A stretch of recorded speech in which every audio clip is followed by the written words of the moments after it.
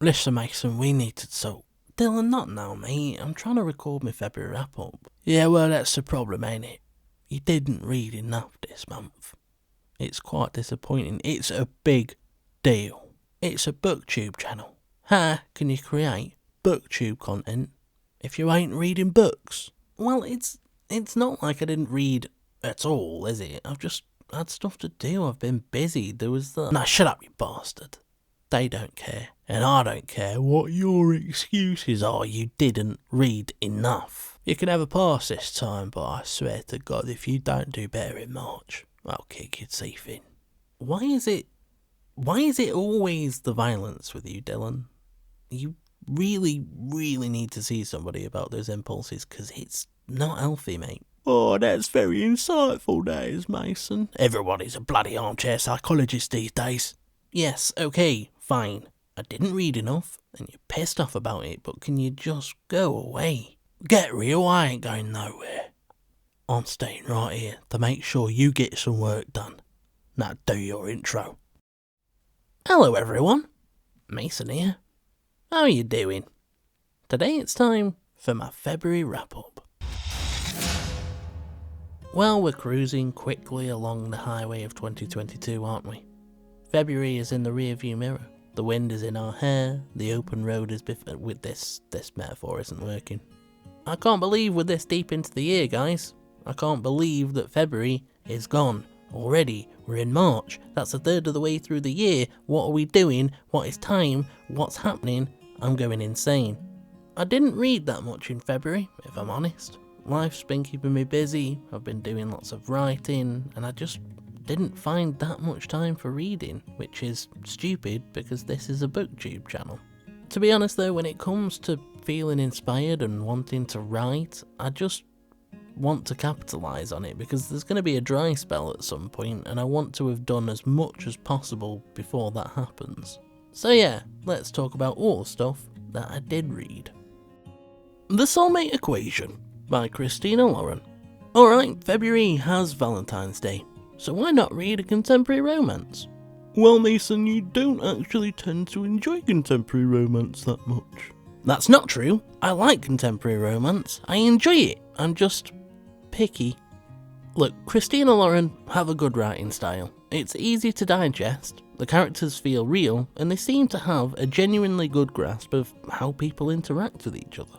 When it comes to the Soulmate Equation, I actually enjoyed the dynamic between Jess and River. It's pretty sweet, and when they are interacting, it's quite enjoyable. The only problem is, I don't feel like there's enough of it.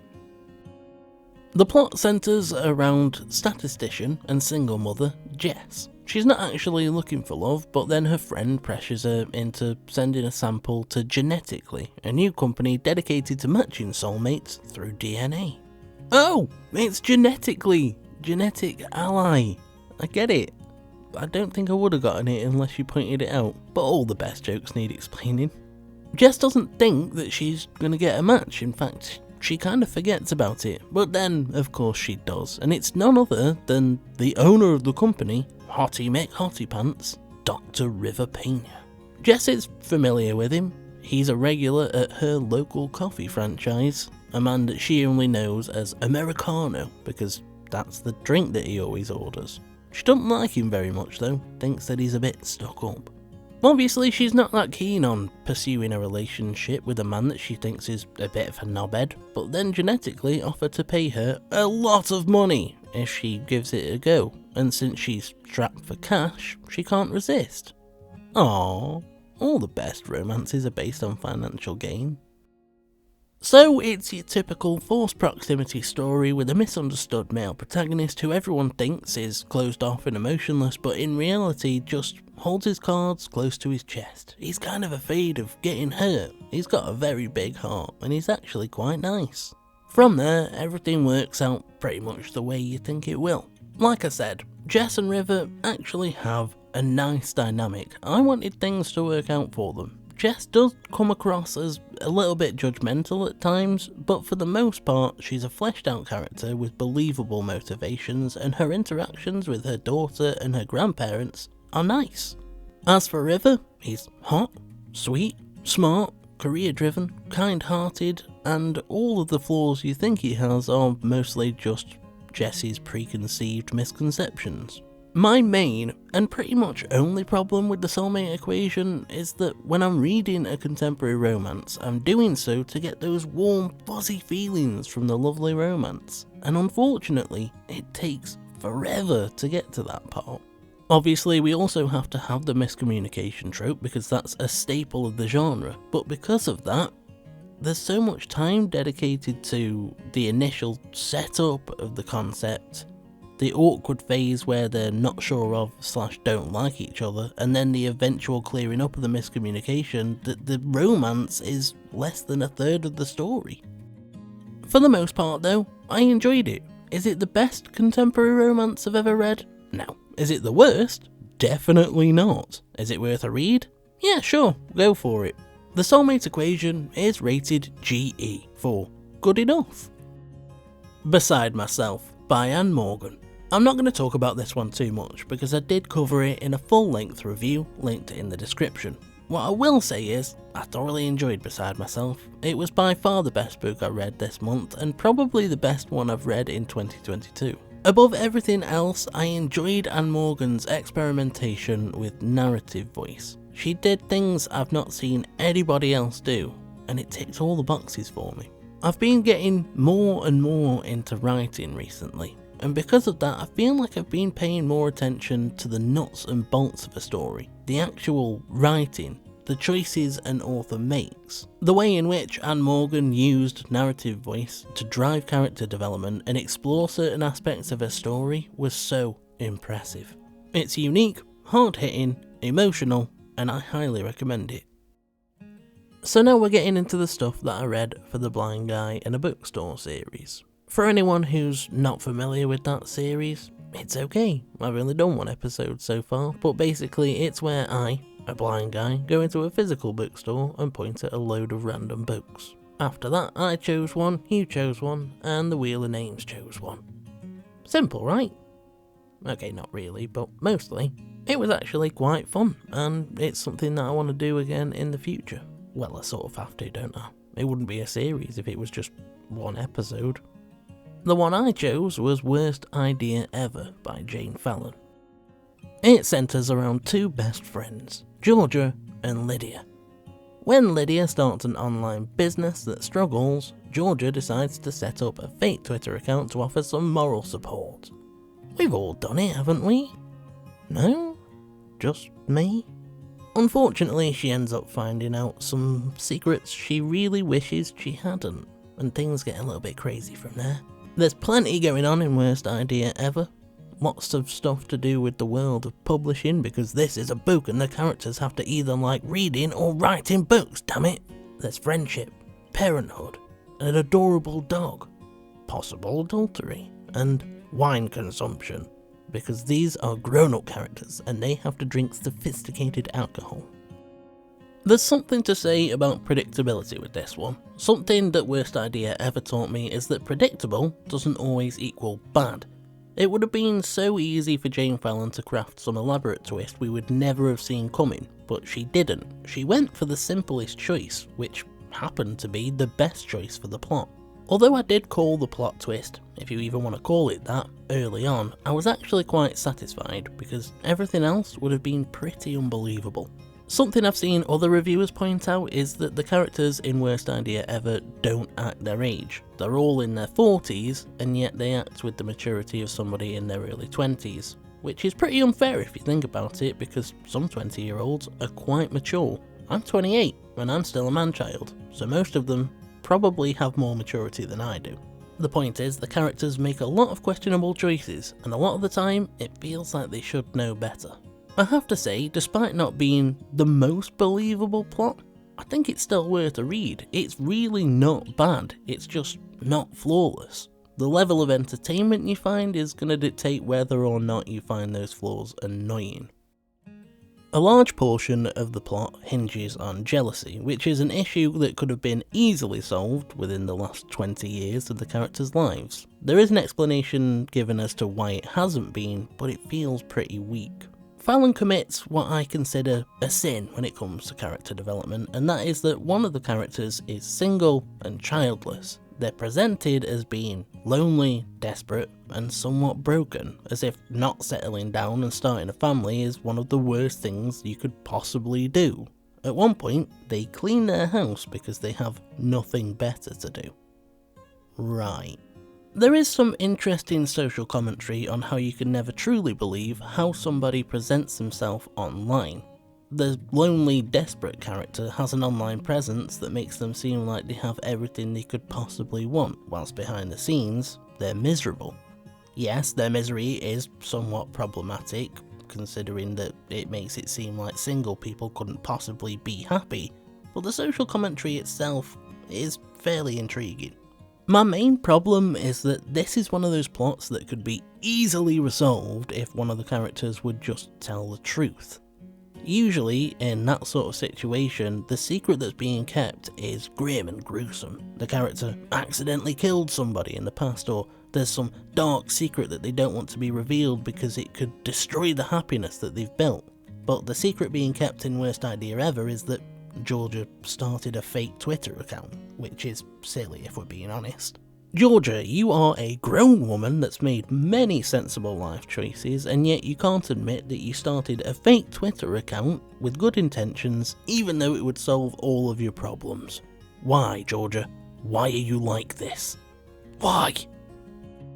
This is one of those books I'm not going to tell you to read if you only read one book a month, but if you can power through multiple, if you're the sort of person that has 7 different books on the go at any given time or can get through 14 in a month, then yeah, it's probably worth a read because it is entertaining despite the flaws it has. Worst Idea Ever is rated A for alright.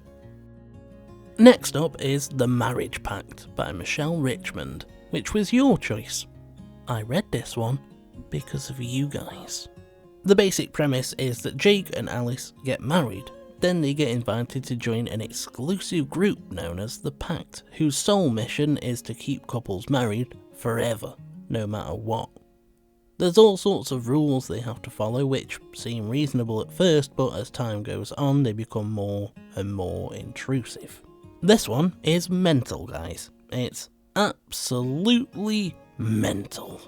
You know, sometimes a book surpasses bad and becomes insane, but somehow incredibly entertaining. I have my problems with The Marriage Pact for sure, but I'm not gonna lie, it was kind of fun to read. It has one of the most wildly unbelievable plots I've ever encountered, and it just gets more and more insane as time goes by. I had issues with the characters, with the writing. There's entire chapters I think could just be ripped straight out of the book and make it an hour shorter. It was still a good time. It's a popcorn thriller. It's the literary equivalent of switching off your brain and watching a movie where you just accept and enjoy that the main character is a super advanced mind-reading reptilian robot that wants to be the world skateboarding champion. Was it good? No. Is it gonna win any awards? Hell no. Was it fucking funny? Yeah, it was. I hadn't decided this until just now, but I'm definitely gonna do a full spoilery review of this one. I need to tell you guys about the insanity without sending you to go read it.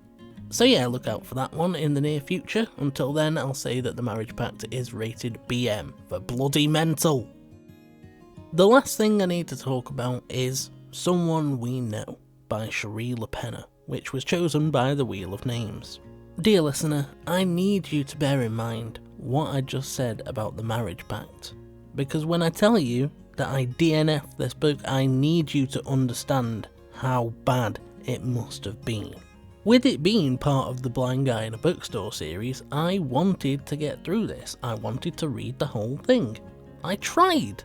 I just couldn't, guys. I'm not strong enough. I hated this. I was dreading going back to it each time. Over the course of 3 or 4 days, I listened to just over 2 hours, and the plot was non-existent. It starts off with a brutal hammer murder. Alright, fine. An action-packed opening, drops you right into the moment. I'm not sure how I feel about one eye was smashed, the other still open. How do you smash an eye? Yeah, I know they were talking about the eye socket, but say that, because it makes it sound like the eyeball, in my opinion, and you don't smash an eyeball. We then move into a scene where some guy is reporting his wife missing, during which he literally says, "It's now Monday morning and she hasn't come back." I wanted the officer to thank him for the exposition, as if he didn't know what day it is. That was the first sign that we were going to get some super clunky dialogue. Then we moved into a scene where a mother finds out her son has been breaking into people's houses. She goes into his room, confronts him, and he says, "It's not what it looks like." And she says, "Oh good, because it looks like you've been up to a little bit of breaking and entering." A little bit of breaking and entering. That's definitely how she would react. That's not the best bit though. Now the best bit is that she says, "Breaking and entering? I can't believe it. What were you thinking?" But don't forget about the part where the mother forces the boy to tell the father. After which the father says, "You mean while we were hosting guests for dinner last night and you were supposed to be out at the movies, you were actually out breaking into people's houses?" Yes, 100% real sounding father, I was out doing a little bit of breaking and entering. The dialogue was just so stiff, there was more wood than a forest. In all fairness, things may have been slightly better if we'd been given a different audiobook narrator, because the one we got wasn't great, to be honest. I also wasn't a fan of it being written in third person present tense. Now don't get me wrong, I don't have anything against present tense. I've read plenty of books written that way, and I even like writing in present tense myself. But with someone we know, it felt like reading a movie script. This person walks over here, then they do this, then they say this. It just wasn't at all compelling. The worst part though, the nail in the coffin, was the constant head hopping. It jumps from perspective to perspective, in the same chapter, in the same scene. You know what, you can do that. You're more than welcome to do that, but if you're going to, you better make sure there's some sort of distinction, some change in the narrative voice that lets me know this is a different character. The teenage boy shouldn't sound the same as his mother, who shouldn't sound the same as their best friend, who shouldn't sound the same as a police officer or a random person that lives in the same neighbourhood as them. It's incredibly easy to miss the point at which the perspective changes, and that makes things confusing.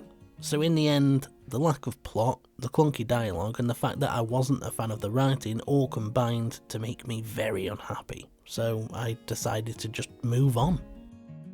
Well, there you go. That's February, all done and dusted. I just wanted to let you know that it's probably going to be a little bit longer than usual between now and my next video, because I'm going to focus on recording the next part of The Bleeding Ground, A Symphony of Screams, and that's going to be quite time consuming. My question for today is this: if you had to give an alien race one book to help them understand humanity, what would it be? I'd probably give them a medical journal. Now you're probably thinking, "Mason, what are you doing? You don't want to give them that." But if they're going to experiment on me, I'd prefer them to know where everything is.